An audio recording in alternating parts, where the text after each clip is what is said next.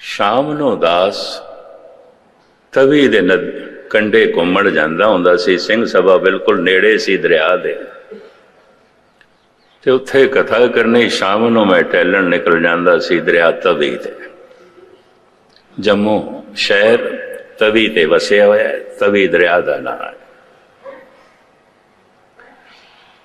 तवी दे किनारे शमशान घाट सी, जिहड़ी पगडंडी जांदी सी घूमण वास्ते, वो शमशान घाट दे विचों लंघदी सी। मैं उत्थों लंघदा सी। मेरे नाल एक दो सज्जण होंदे सन, चलदे सी। एक दिन मैं उन्हां नूं अपनियां चलदियां ही चलदियां रुबाइयां सुणा रहा सी,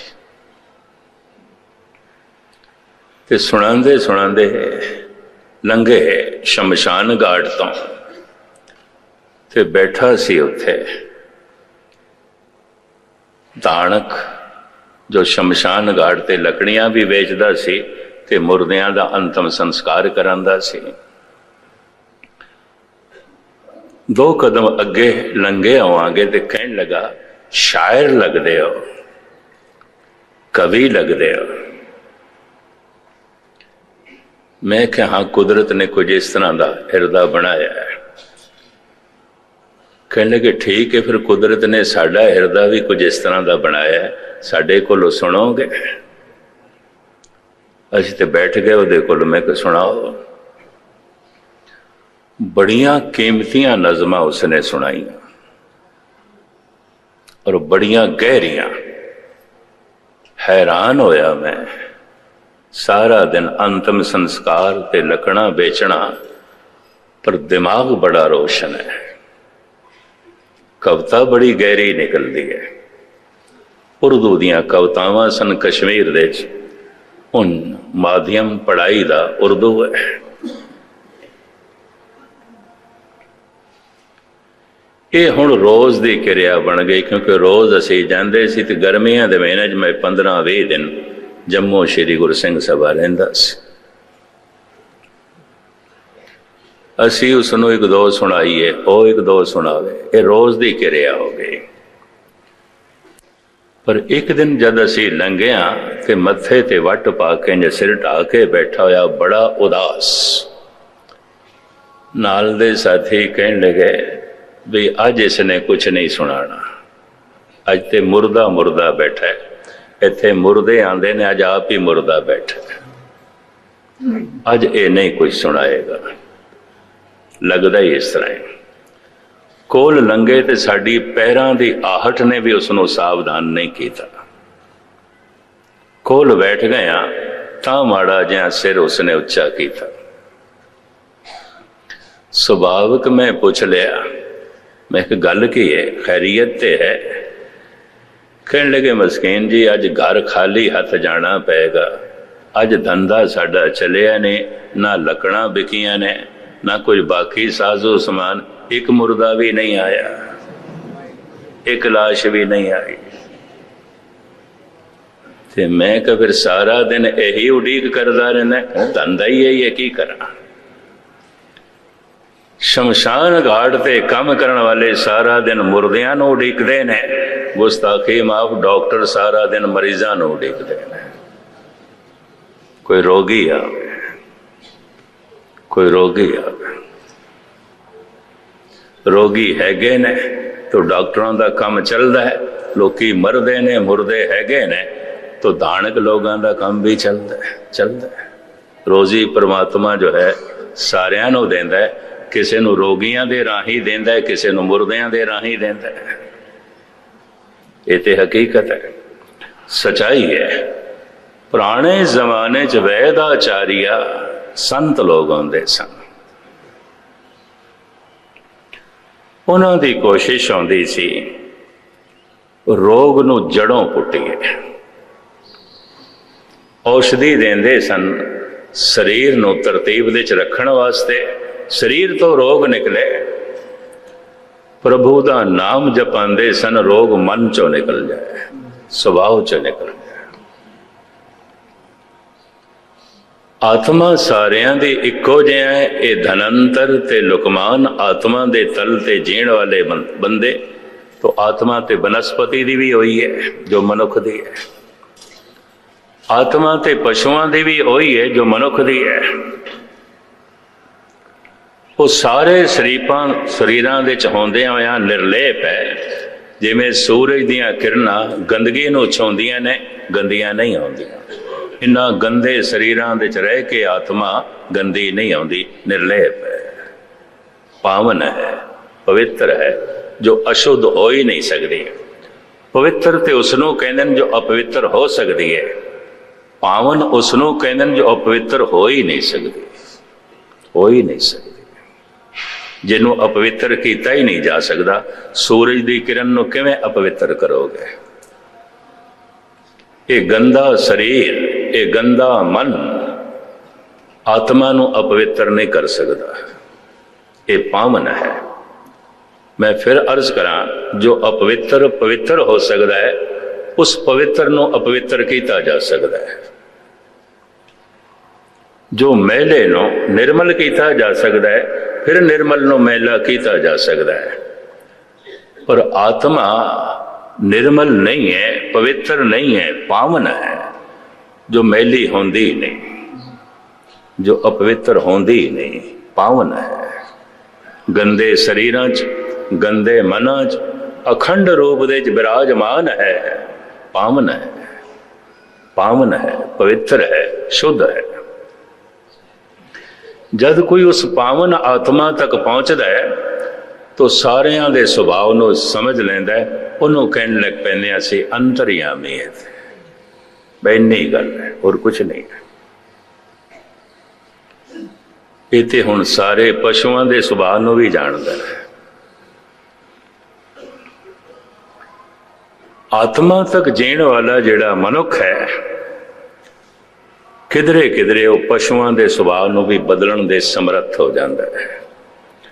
नाग दा कम है डंग मारना ते मनुख नूं खत्म कर देना, पर गुरु नानक दे मुखड़े ते धुप आई है।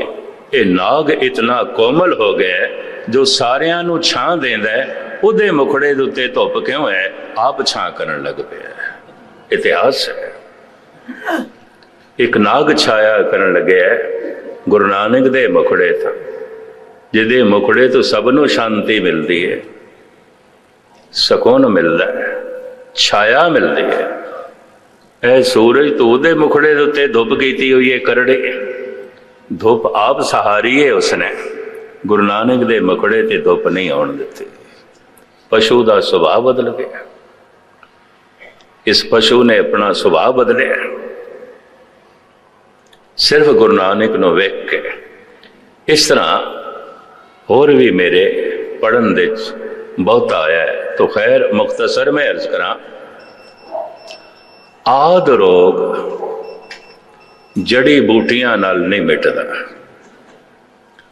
आद रोग नूं ना कोई हकीम मिटा सकता है, ना कोई वैद, ना कोई डॉक्टर। ये डॉक्टरां दे वस दी गल नहीं है।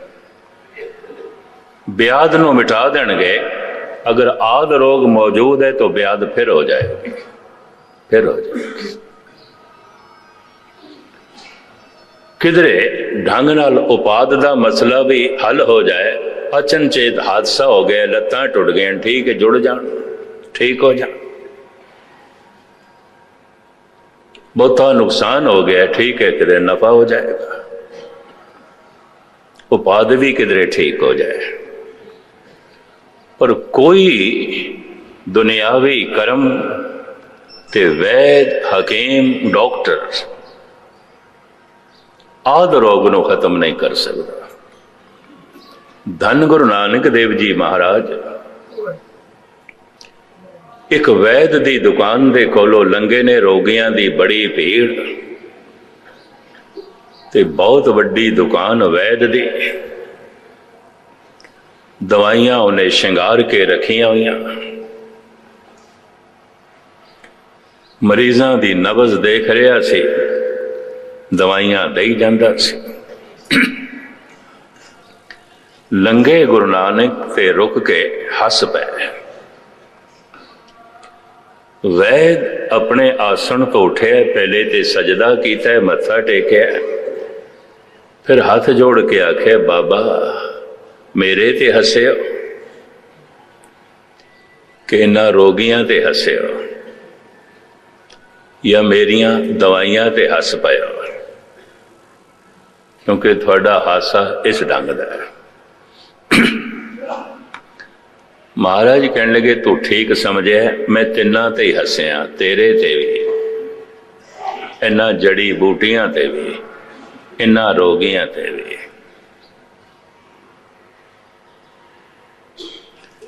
तेरे ते हासा इस वास्ते आया है, आद रोग दी ते तैनू समझ ही कोई नहीं, वो नवज देखण नाल पकड़ दे च नहीं आ सकता। ते तेरी जड़ी बूटियां आद रोग नू दूर नहीं कर सकदियां, इस वास्ते इन्हां बूटियां ते भी हासा आ गया।